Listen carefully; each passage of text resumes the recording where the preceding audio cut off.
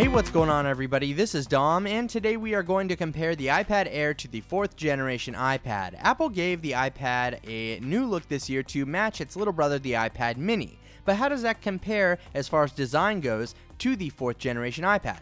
Well, let's go ahead and check that out here.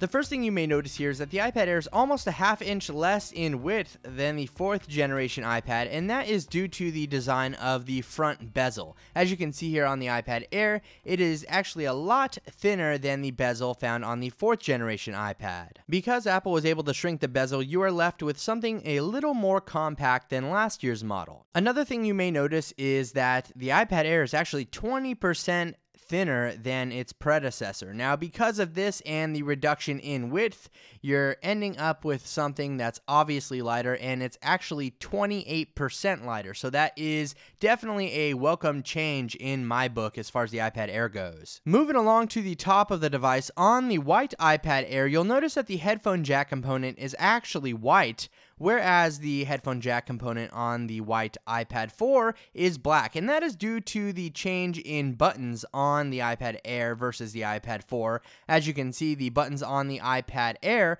are actually made out of aluminum, and that continues on with the volume rockers and mute switch as well. And then both devices do have a microphone on the top side of them, as you can see right here. As I mentioned, we do have different buttons here on the iPad Air. They're actually made out of aluminum, and Apple has done away with the volume rocker and now replaced that with individual buttons. So you can see here the differences between the two devices. Now, the bottom of the device is where we have some of the bigger changes here. As you can see, we have 2 speakers on the iPad Air, whereas the iPad 4 only had that one in the corner here. And then, of course, we do have our lightning jack in the middle of both of the devices, so nothing different there. But the 2 speakers on the iPad Air are definitely better by far than the one speaker found on the 4th generation iPad. Another difference worth mentioning is that the iPad 4 has much more of a tapered edge than the iPad Air here. As you can see, the Air has more of a rounded corner, as we saw on the iPad mini when that was first released, and the iPad 4 just has this tapered edge, which actually leaves it with really thin, vulnerable edges. So I do like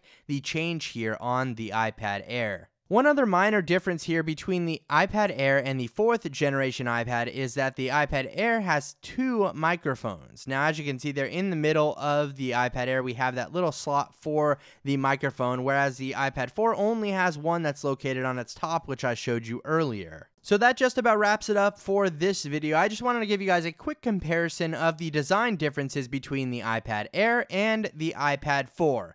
Let me know what you think about the new design of the iPad Air, and leave this video a thumbs up if you enjoyed it. Thank you very much for watching, everybody. I really appreciate it. This is Dom, and have a great day.